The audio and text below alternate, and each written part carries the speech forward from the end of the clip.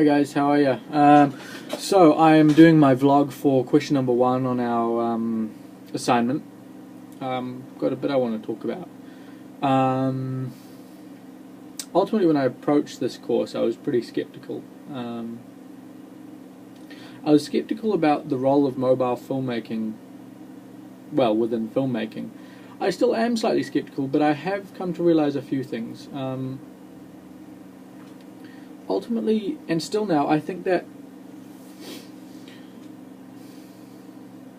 the idea of trying to create a narrative on a mobile is more directed towards the spectacle of the fact that it's on a mobile.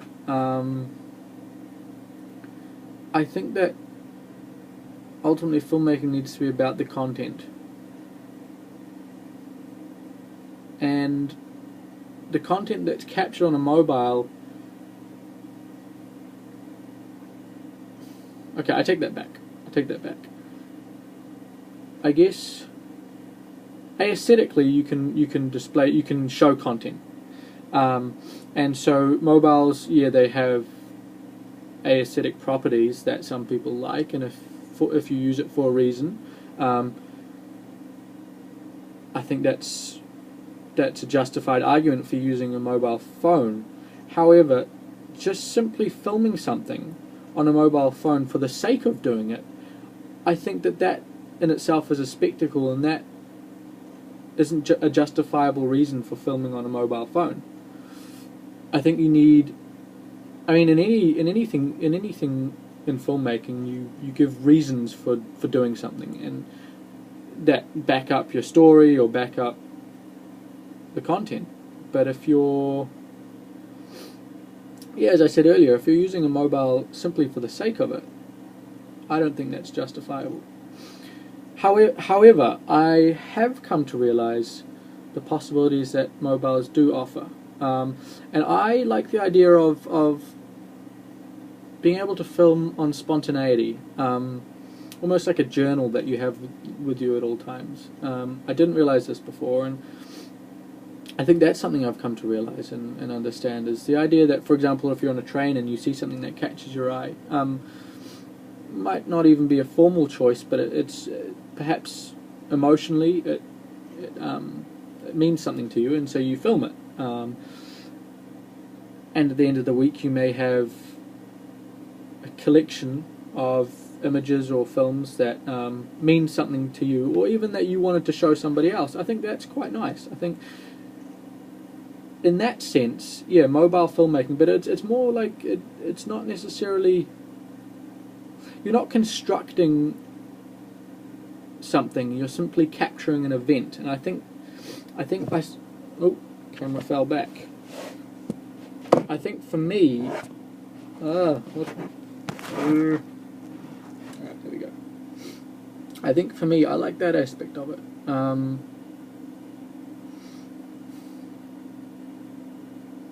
I do see, I think I have a concern though that a certain mentality can come out of that though. Although there's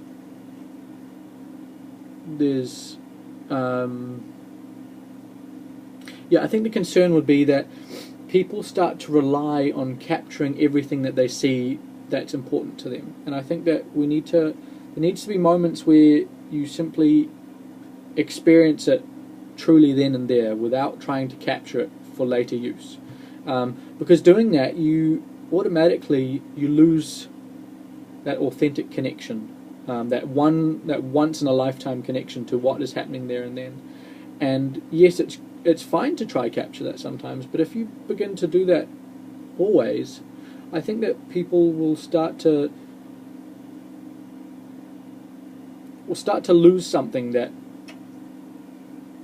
you know, I think memories are quite important, and trying to materialize every single event into a materialistic memory can be dangerous, and I think that people may lose something from that. I'm not saying it's going to happen, I can see, you know, there's a concern of a possibility, and I think people would just have to realize both the potential that you can use through mobiles in filming, you know, a specific event, and also the possibilities of or an understanding of, I guess, the concerns. Yeah, I think for me that's kind of my ultimate kind of perspective or my standpoint on mobile filmmaking. I think that through this project we learned a lot of things in terms of trying to convey a narrative through it, and I think obvious ones would be like when you're trying to display something on a small screen. I mean, you need to think that if the screen's going to be that big, if you're filming a landscape, you're not going to get anything out of it. So close stuff, focus on close-ups.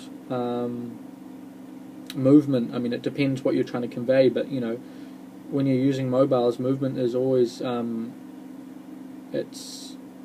can see movement very, very easily, or the shaking of your hand, and so you have to be careful about how much you move the camera. I mean, moving your hand like that doesn't seem much, but when you see it on a tiny screen, you're subjectively you're moving all over the place, and I think that's something you have to consider.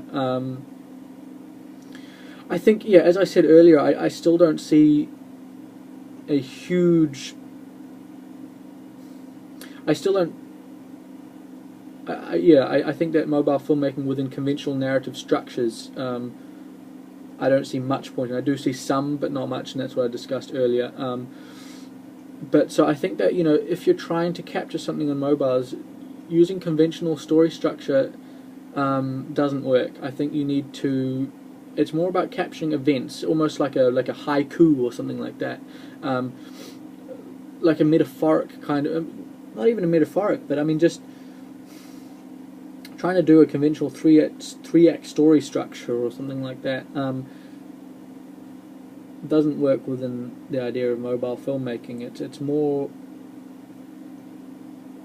even a short story, it's not designed for that, and I think that using mobiles, you really need to capture like a small event, and from that event kind of is an analogy for something, and I think through that you'll develop a much more appropriate kind of story structure for mobile filmmaking. Sorry.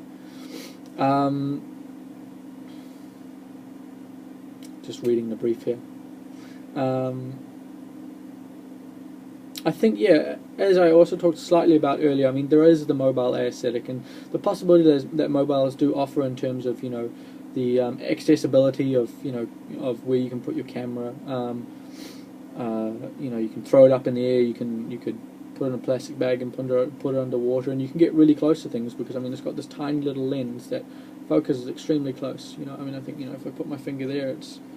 The difference here between my finger and my face is still it's got a huge kind of depth of field, I guess you could say.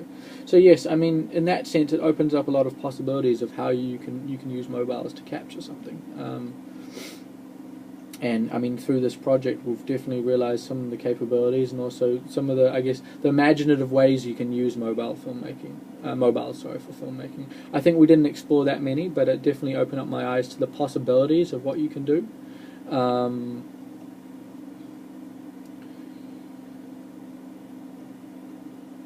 I think I kind of elaborated earlier on about the idea of mobiles within filmmaking in general, and I think, as I said, it is really mobile. I think offer the ability to capture an event, as like a journal or something like that. And I mean, it does have some aesthetic advantages, but ultimately, I think that it's not about making a movie on a mobile. I think that